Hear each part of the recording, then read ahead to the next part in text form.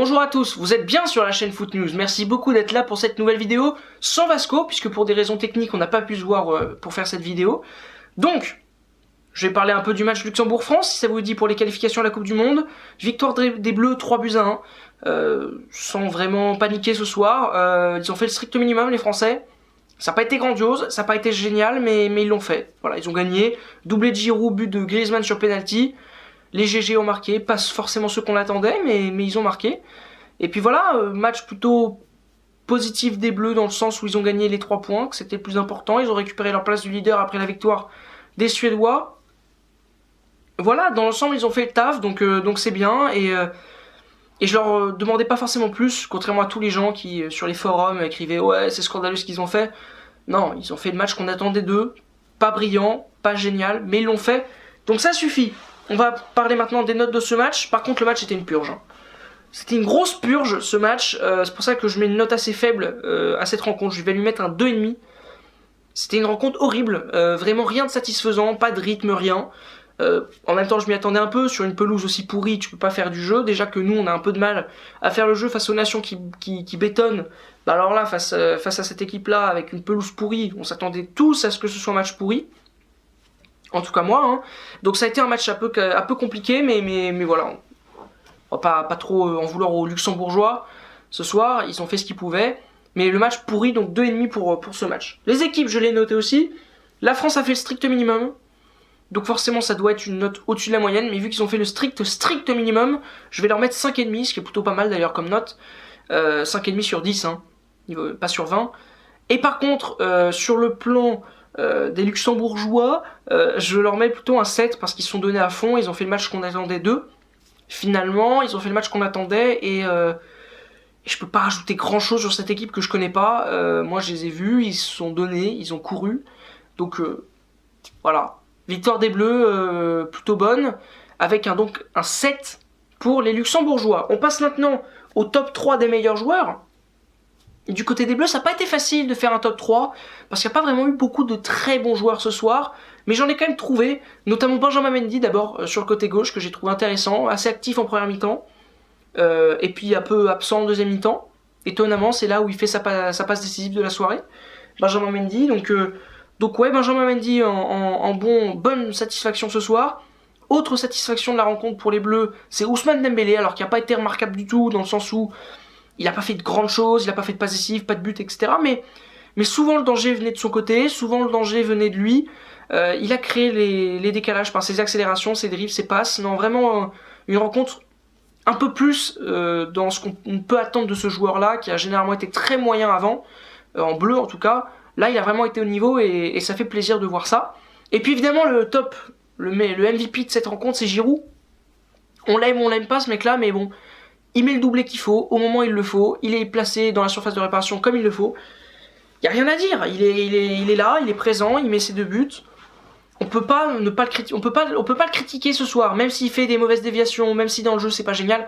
Il met les 2 buts, c'est ce qu'on lui demande. On lui demande pas plus, donc aucun souci pour Giroud ce soir. Du côté des flops, ça a été difficile de faire cette liste parce qu'il y a beaucoup de joueurs qui n'ont pas été très forts ce soir, mais il n'y en a pas 3 qui ont vraiment été en dessous. Donc les 2 premiers que je vais citer d'abord, c'est plus une généralité. Koscielny d'abord en numéro 1. Pourquoi Koscielny? Parce que sa défense globalement était très faible et que lui est censé être un patron de cette défense et il ne l'a pas été du tout ce soir. Donc Koscielny pas bon. Donc voilà, Koscielny. Lloris pareil. Certes il n'a rien eu à faire, il peut rien sur penalty, mais il est pas rassurant dans ses sorties aériennes, il est pas rassurant dans ses dégagements au pied. Enfin il est pas rassurant ce soir, Hugo Lloris, donc c'est pour ça que je le note un peu mal ce soir, que je le mets dans ce top 3. Et puis alors là par contre il y a un vrai flop ce soir, et c'est le vrai flop de la soirée, c'est Payet. J'ai pas retrouvé le Payet de l'Euro, qui doit être quelque part, mais il était pas sur le terrain en tout cas ce soir. Vraiment pas au niveau Payet. Beaucoup de mauvais choix, beaucoup de trucs tentés compliqués, enfin... Il était pas ce soir, il était pas au niveau, et ça peut se comprendre, il a pas vraiment de rythme, il joue à Marseille. Avec tout le respect que j'ai pour cette équipe, vous le savez, c'est un peu compliqué quand même en ce moment à Marseille, donc voilà, c'est pas forcément inattendu, mais c'est quand même assez moyen de la part de Payet. Même ses coups de pied arrêtés n'étaient pas grandioses, à part le premier pour Giroud, qui était plutôt bien frappé. Là, c'était quand même assez faiblard ce soir du côté de Dimitri Payet. Autre chose à dire ici, c'est évidemment le coach, Deschamps. Il a fait le strict minimum aussi, il a fait des changements très tardivement, et ça m'énerve. Deschamps fait tes changements plus vite, vraiment plus vite. En plus, tes changements sont pas dingues, tu fais rentrer Mbappé, Rabiot, ça c'est kiffant. Donc voilà, pas un grand match de Deschamps, sauf qu'il met Giroud en pointe au début de la rencontre, et c'est là où ça fait que sa note remonte. C'est pour ça qu'il a 6 ce soir. Par contre, je vais pas m'amuser à noter le coach luxembourgeois parce que je le connais pas, et j'ai pas forcément analysé le Luxembourg, si vous voyez ce que je veux dire ce soir. Non pas que je m'en foutais, mais pas loin quand même, si je m'en fichais un peu des Luxembourgeois ce soir. Donc c'est pour ça que je le note pas ce soir. Et l'arbitre, je vais lui mettre 10 parce qu'il a pas fait d'erreur, ou pas de choquante en tout cas, donc 10 pour l'arbitre. Donc là, vous pourrez vous dire que c'est fini. Non, il y a l'envie de Vasco, normalement. Mais il y a aussi l'envie de Boulistrade. Respectez-moi un petit peu. L'envie de Boulistrade ce soir, je vais en donner 2 d'envie, parce que normalement on est 2. Donc j'ai essayé de remplacer un petit peu ce que pensait Vasco ce soir. La première chose que je voulais dire, c'est évidemment la défense. Très faible défense de l'équipe de France, avec comme exemple ce soir Djibril Sidibé, qui est... Waouh, faiblard, hein, Sidibé, franchement... inquiétant, très inquiétant Sidibé, c'est choquant même, parce que offensivement il fait un bon match, il fait même un très bon match, j'hésitais même à le mettre dans mon top 3 parce qu'il fait quand même 2 passes décisives en quelque sorte, hein, il le centre pour Giroud pour le premier but, et puis il obtient le penalty de Griezmann pour le deuxième but, mais défensivement tu subis contre le Luxembourg, c'est pas normal, quand t'es latéral droit de l'équipe de France, tu te dois d'être solide en défense, quand tu vois que dans tous tes joueurs défensifs, le meilleur c'est Mendy, sur un plan purement défensif, waouh, Benjamin Mendy qui est réputé pour être un défenseur comme moi, je suis un bon vietnamien, pour reprendre une expression, bah c'est quand même pas ultra rassurant, tu vois, c'est pas non plus ce qui te donne envie de te dire ouais c'est cool.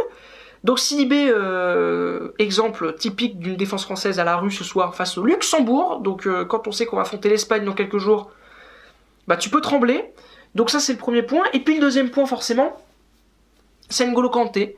Pourquoi N'Golo Kanté? J'en ai pas parlé ce soir, je l'ai pas mis dans mes top 3 différents. Parce que ce soir il fait un bon match mais sans être remarquable. Il fait une première mi-temps où il est très absent, une deuxième mi-temps où il est plutôt meilleur. En fait, ce que je veux dire à Deschamps, c'est j'aimerais voir une fois le milieu de terrain Pogba-Kanté à l'œuvre, sans Matuidi. Non pas que je veux rejeter Matuidi de cette équipe, hein. Matuidi je l'aime beaucoup. Mais Kanté quand même ça apporte quelque chose, c'est vraiment un truc intéressant, le mec il est partout. Tout le temps, il est inarrêtable ce mec là, il est monstrueux. Donc s'il te plaît Didier, fais quelque chose, mets-le titulaire, je sais pas, fais quelque chose, voilà, fais quelque chose. Mais je veux le voir plus souvent quand t'es en équipe de France. Comme beaucoup de gens d'ailleurs, je crois que beaucoup veulent le voir plus souvent, mais là faut le faire quoi. Faut arrêter les bêtises avec tes choix un peu bizarres. Bon bref, voilà mes envies, j'espère que vous les avez appréciées, j'espère que vous avez apprécié cette vidéo. Ciao ciao.